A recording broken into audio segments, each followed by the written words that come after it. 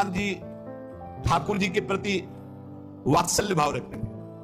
मेरे लाला पुष्ट मार्गी, वात्सल्य भाव, जैसा भाव करोगे वैसे ही। ये तामाम प्रपद्यन्ते तास्तते भजाम्यहम्। ठाकुर जी के प्रति इनका पुत्र भाव था, मेरा लाला। जैसे नंद बाबा, ठीक ऐसा ही भाव श्री विठलनाथ गोस्वामी जी का। एक बार श्री श्रीनाथ जी को दूध पिला रहे थे। ठाकुर जी ने एक घूंट पिया दूध और कटोरा ऐसे हटाते हुए कहा जय जय, क्या कमी रह गई दूध में? ठाकुर जी ने कहा बहुत मीठा कर दिया, मिश्री बहुत अधिक डाल दी, उससे पिया नहीं जाता। बड़ी मनमार गई, आज पी लो कोई बात, क्योंकि पुत्र भाव है। ठाकुर जी ने बड़ा ऐसे करते हुए पिया। दूसरी बार भोग में आपने मिश्री कम मिलाई। ठाकुर जी ने एक घूंट पिया, ऐसे कर दिया। कहा जय जय, आज क्या कमी? अब दूध तो एकदम सीठा कर दिया, फिर भी पी लो। थोड़ा ही कम तो मिश्री मिलाई, पहले वाले में आप कह रहे थे मिश्री बहुत अधिक है, इससे थोड़ी कम कर दी। बोले नहीं सीठा है, बहुत दुलार किया, दूध पी लिया। तीसरी बार जब भोग लगाया तो मिश्री अलग दूध अलग। लालजू ने कहा आपने ऐसा क्यों किया, मिश्री क्यों नहीं मिलाई? गोसाई जी ने कहा जब मेरे द्वारा मिलाई हुई मिश्री आपको पसंद ही नहीं आती, कभी कह देते हो बहुत मीठा है, कभी कह देते हो सीठा है, तो आज स्वयं मिला लो। तो हंसकर कहा कि हम मिलाने लायक हैं, हम आपके बालक हैं, बालक मिलाना क्या जाने। और दौड़ गए और गोद में बैठकर छाती से चिपक गए और कहा रूस गए क्या, मिला के पिलाओ, हम तो बालक हैं, हम थोड़ी मिला पाएंगे। ये तामाम प्रपद्यन्ते वात्सल्य भाव, मेरे पुत्र हो। तो वैसे ही ठाकुर जी गोसाई जी के हृदय से चिपक करके श्री श्रीनाथ जी कहने लगे मैं तो आपका बालक हूं ना। और शुभ प्रवाह होने लगा। ठाकुर जी ऐसे महान सुख देते हैं जो जिस भाव से।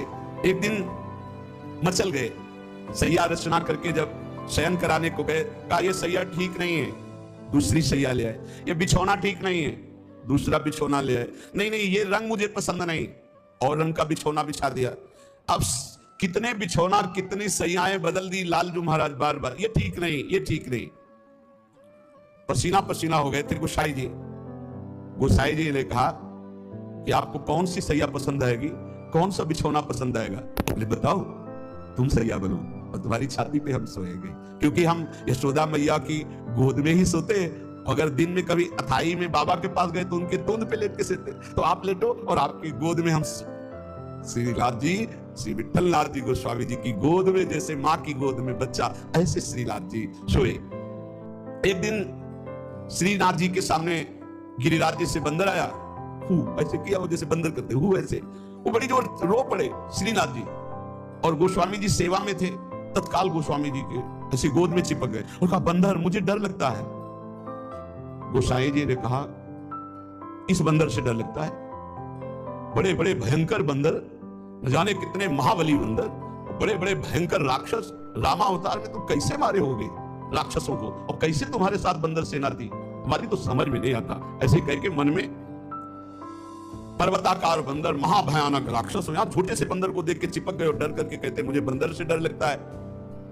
जब शयन करने गए तो ठाकुर जी ने शयन में कहा कि देखो गोसाई जी, एक ही भाव रखो, एक म्यान में दो तलवार नहीं होती। यदि पुत्र माना है तो केवल पुत्र मानो, अगर भगवान मानोगे ऐश्वर्य तो फिर पार नहीं पाओगे, हम ऐसा ऐश्वर्य दिखाना शुरू कर देंगे। अगर पुत्र माना है तो केवल पुत्र ही मानो, तो तुम्हारा बेटा बंदर से डरेगा कि नहीं?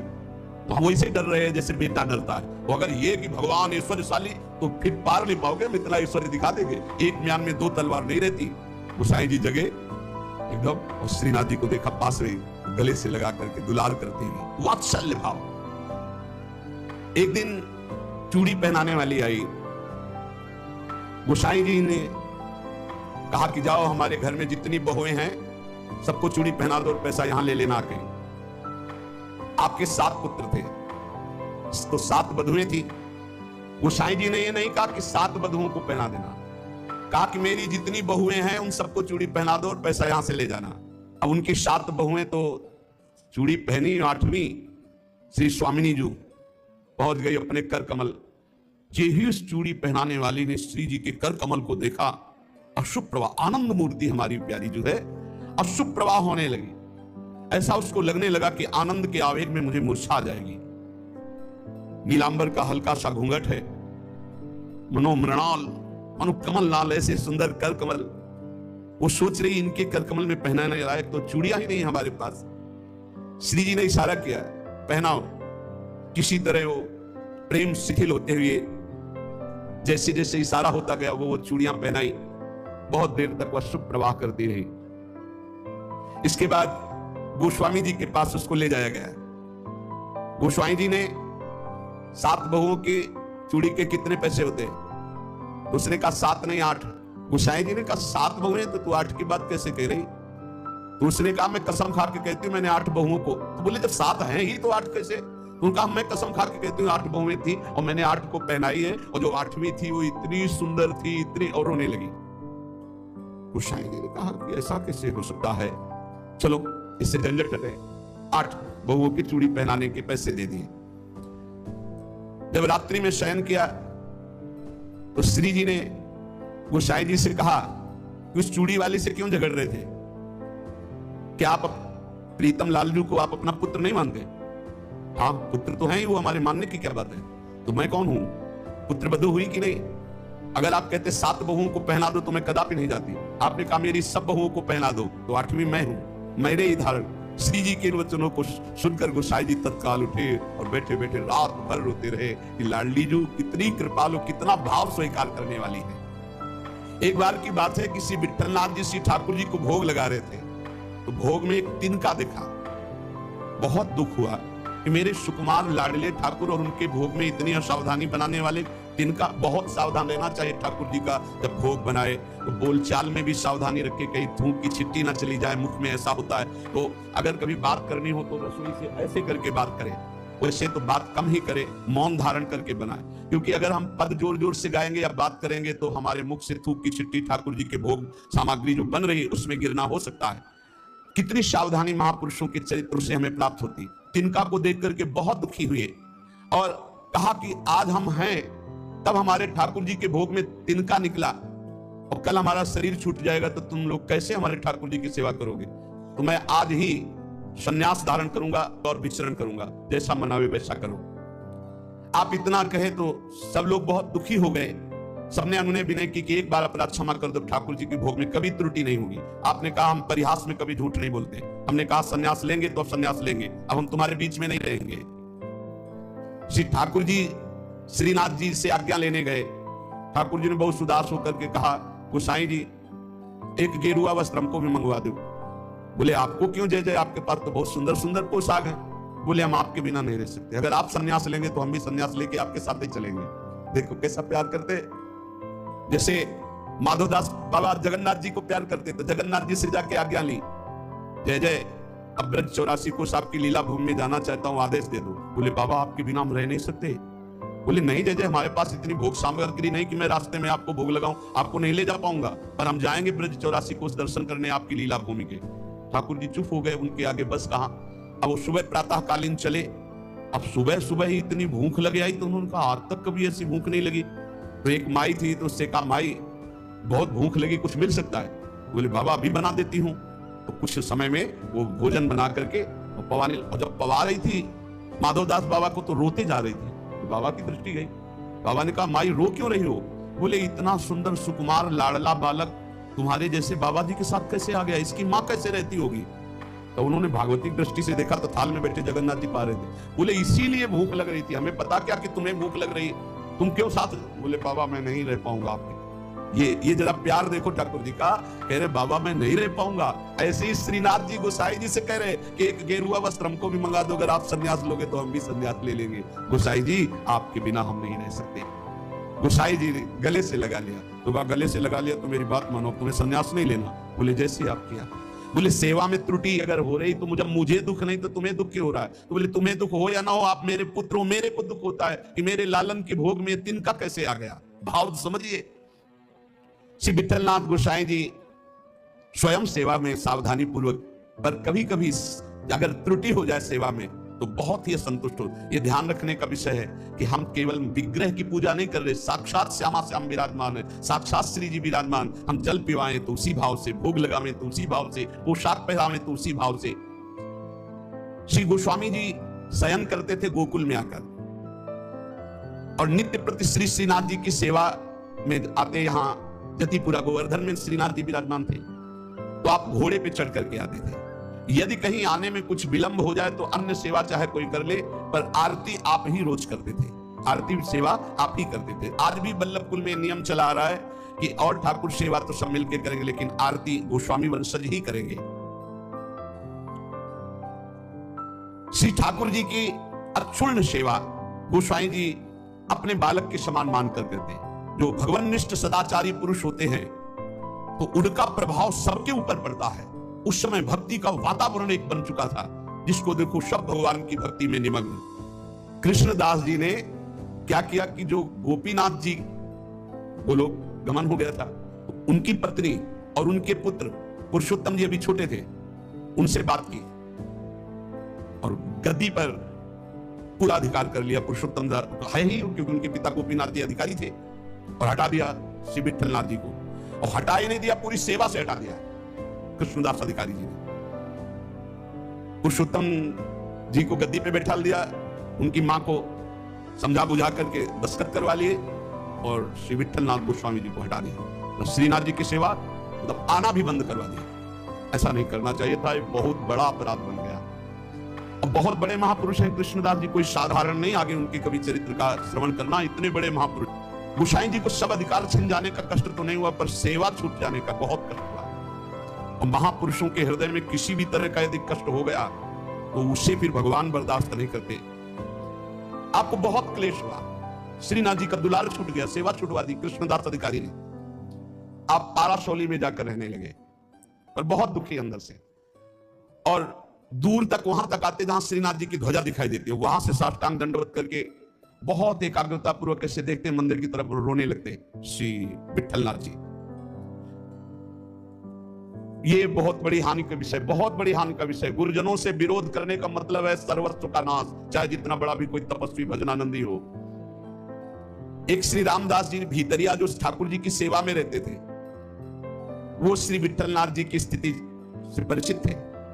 वो रोज गुप्त रूप से समय निकालते, यद्यप श्री कृष्णदास जी ने उनको भी मना कर दिया था, पर वो जाते और गोसाई जी को श्री लालजू का बीड़ा प्रसाद देते। बीड़ा प्रसाद आंखों से ऐसे रख करके खूब रुदन करते श्री विठलनाथ जी। ये बहुत बड़ा अपराध है, बहुत बड़ा अपराध। गोसाई जी ठाकुर जी के लिए अपने कर कमल से एक फूलों का हार बनाते और कहते पहना देना जाके, और रोज एक श्लोक दैन्यता का लिखते और कहते ठाकुर जी को सुना देना जाके। श्री रामदास जी नित्य प्रति आकर वो फूलों का हार और ठाकुर जी को एक श्लोक सुनाते, ठाकुर जी को फूलों का हार पहनाते, और ठाकुर जी रोज एक पान की बीड़ी देते जो उनको जाके देते और उनको प्रणाम करते। एक दिन ठाकुर जी ने संदेश में कहा कि गोसाई जी से कह दो मेघ तो समय पर बरसेगा, तुम दुखी क्यों हो रहे हो? मेघ तो समय आने पर बरसेगा, तुम दुखी क्यों हो रहे हो? विठलनाथ जी के सामने जब जाकर रामदास जी ने कहा मेघ तो समय पे बरसेगा, आप दुखी क्यों हो रहे हो? लालन ने ऐसा कहा है। तो विठलनाथ जी ने कहा कि मेघ तो समय पे बरसेगा, पर चातक अपनी टेक पुकार क्यों छोड़ेगा? चातक तो रटता ही रहेगा। बहुत सुंदर बात। अगर चातक अपनी रटन छोड़ दे तो चातक कैसा? मेघ तो समय पे बरसेगा, वो बरसे, लेकिन चातक अपनी रटन नहीं छोड़ सकता। मेरी रटन घटने वाली नहीं, मैं तो रो रो कर आपको पुकारता ही रहूंगा। चातक रटन घटे घट जाई, बढ़े प्रेम सब भांत भलाई। विठलनाथ जी के इस दुख को अकबर बादशाह ने सुना, उसने तत्काल आदेश किया तो कृष्णदास जी को बंदी बना के जेल में डाल दिया, और गोसाई जी को विरुद्ध आचरण किया, इसलिए उनको कठोर दंड कृष्णदास जी को बादशाह अकबर ने। जब गोसाई जी को पता चला तो गोसाई जी ने अन्न जल त्याग दिया और कहा जब तक सम्राट अकबर सादर कृष्णदास जी को, ये देखो महापुरुषों का हृदय, सादर कृष्णदास जी को नहीं छोड़ते तब तक मैं अन्न जल भी नहीं पाऊंगा। जब बादशाह अकबर को यह पता चला कि गोसाई जी ने अन्न जल त्याग दिया तो सादर कृष्णदास जी को पुनः छोड़ दिया। कृष्णदास जी को जब ये पता चला कि गोसाई जी मेरे लिए अन्न जल छोड़ दिए, तब गोसाई जी के पास आए और चरणों में गिरे और कहा मुझे आपके प्रभाव का पता नहीं था, क्षमा कीजिए। कृष्णदास जी ने पारासौली में आकर गोसाई जी के चरण पकड़ लिए। गोसाई जी गंभीर हो गए। महापुरुष अगर डांट दे तो बच गए आप, और गंभीर हो गए तो पिट गए आप, बस इतना समझ लो। गंभीर इसलिए हो गए कि तुमने लालन की सेवा छुड़वा दी, सब ठीक है, लेकिन लालन की से दूर रखा, दर्शन नहीं, सेवा नहीं, इसलिए गंभीर। विठलनाथ गोसाई जी को पूर्व सेवाधिकार प्राप्त हो, श्री कृष्णदास जी का अंतिम लीला जानते हो कैसे हुई? कुआं में पैर फिसल गया और गिर के मरे और प्रेत बने इसी अपराध के कारण। बहुत सावधान, इतने बड़े महापुरुष हैं, उनका चरित्र है कृष्णदास जी का, बहुत बड़े महापुरुष हैं, लेकिन अपने गुरु से अपराध बन गया। गुरुवंश गुरु स्वरूप ही है, अपराध बन गया तो प्रेत योनि को, पैर फिसल गया, कुएं में गिरे और उनकी प्रेत योनि को प्राप्त हुई। अकबर क्यों कृपालु था, क्यों श्रद्धा करता था विठलनाथ जी गोस्वामी के ऊपर? एक बार श्री यमुना जी में स्तोत्र का गायन का, कंचन वर्ण तेज चमकता हुआ विठलनाथ गोस्वामी जी का, तो स्नान करके यमुना जी की आराधना कर रहे थे, तो उधर नौका में जल विहार करते हुए इसकी बादशाह की कोई हिंदू बेगम होगी, तो वो दूर से देखा कि तेजस्वी तो भगवान के समान है। नौका समीप ले गई, उतरकर चरणों में बंदन किया। विठलनाथ गोस्वामी जी को देखकर उसे पक्का लगा कि ये जो आशीर्वाद दे देंगे तो पक्का। तो उन्होंने कहा कि आपसे मैं एक ही आशीर्वाद चाहती हूं कि मेरे बादशाह मेरे अनुकूल रहे। हर पत्नी यही चाहती है। आप कृपा करके कोई ऐसा जंतुर बांध दीजिए, कोई मंत्र बता दीजिए, कोई उपाय बता दीजिए कि बादशाह सलामत हमारे बस में रहे, हमारे अधीन रहे। आपने मुस्कुरा दिया कि मैं एक जंतुर देता हूं, इससे बादशाह तुम्हारे अधीन रहेंगे, और दोहा लिख करके भुजा में बांध दिया। यंत्र मंत्र और तंत्र को भूल करो जनि कोय, पति कहे सो कीजिए वो आप ही बस होए। ये दोहा लिख करके दूर से गुप्तचर लगे रहते थे। गुप्तचर ने कहा कि विठलनाथ गोस्वामी जी ने कोई जादू टोना करके आपकी हिंदू बेगम की बाह में जंतुर बांध दिया है। तत्काल आया, जब वो तोड़ दिया जंतुर, उसे कहा खुला जाए, खुला गया। और जब ये दोहा पढ़ा कि यंत्र मंत्र और तंत्र को भूल करो जनि कोई उपाय मत करो, ये यंत्र तंत्र मंत्र जंतर वाला, पति की आज्ञा में रहो, इसी से पति अधीन हो जाएगा। जब ये दोहा पढ़ा कि पति की आज्ञा का पालन रूप परम बल है जो पति को अधीन कर लेता है, बहुत प्रसन्न हुआ। कहा इसी समय मुझे विठलनाथ गोस्वामी के चरणों में जाके प्रणाम करना है और उनके दर्शन करने। तब से बहुत श्रद्धा विठलनाथ गोस्वामी जी के ऊपर, और वो आकर के गोकुल में और गोवर्धन में बहुत सी संपत्ति जमीन ये सब विठलनाथ गोस्वामी जी को दी। जिस समय महाप्रयाण का समय आया तो विठलनाथ गोस्वामी जी ने 7 पुत्रों को बुलाया और अलग अलग ठाकुर जी प्रदान किए। 7 पुत्र श्री गिरधर जी, श्री गोविंद जी, श्री बालकृष्ण जी, श्री गोकुलनाथ जी, श्री रघुनाथ जी, श्री यदुनाथ जी और श्री घनश्याम जी। ये 7 पुत्र श्री विठलनाथ गोस्वामी जी के। 7 को अलग अलग ठाकुर सेवा प्रदान की। श्री गिरधर जी को श्री ठाकुर मथुरेश जी, जो वर्तमान में जतिपुरा गोवर्धन में विराजमान है। श्री गोविंद राय जी को श्री श्रीनाथ जी, जो वर्तमान में राजस्थान में श्रीनाथ द्वारा में विराजमान है। श्री बालकृष्ण जी को श्री द्वारिकाधीश भगवान, जो वर्तमान में काकरौली में विराजमान है। श्री गोकुलनाथ जी को, जो वर्तमान में श्री गोकुल में विराजमान है। श्री रघुनाथ जी को श्री गोकुल चंद्रमा जी, जो वर्तमान में कामवन में विराजमान है। श्री यदुनाथ जी को श्री बालकृष्ण भगवान, जो वर्तमान में सूरत में विराजमान है। श्री घनश्याम जी को श्री ठाकुर मदन मोहन जी, जो वर्तमान में कामवन में विराजमान है। इन 7 पुत्रों को 7 ठाकुर की सेवा प्रदान की और चल अचल संपत्ति का बंटवारा किया और समस्त वैष्णवों को बुलाया और कहा आज हमें ठाकुर जी बुला रहे अपने धाम में। ऐसे जाना होता है महापुरुषों का। मृत्यु नहीं, महोत्सव होता है। सब वैष्णव जनों को बुलाया और बोले आज जो है ठाकुर जी बुला रहे हैं अपने निज सेवा में, निज धाम। इनके पीछे पीछे पुत्र, जो 7 पुत्र थे, वो पीछे पीछे गए। आप चल करके जतिपुरा अपने निज कंठ की माला चतुर्थ पुत्र श्री गोकुलनाथ जी के गले में डाल दी और कहा सब वापस हो जाओ, अब मैं परम धाम जा रहा हूं। और गुफा में प्रवेश करने लगे तो सबसे बड़े पुत्र गिरधर जी ने आपका वस्त्र पकड़ लिया, तो केवल वस्त्र ही हाथ में रहा और आप अंतर्ध्यान हो गए, सदैव भगवान के धाम को गए श्री विठलनाथ गोस्वामी जी। फिर आकाशवाणी हुई कि मेरा जो वस्त्र तुमने पकड़ा इसी से मुझे अंतिम संस्कार जो होते हैं वो अंतिम उत्तर क्रिया इसी से संपन्न करो और जैसा हमने आदेश दिया वैसा करना।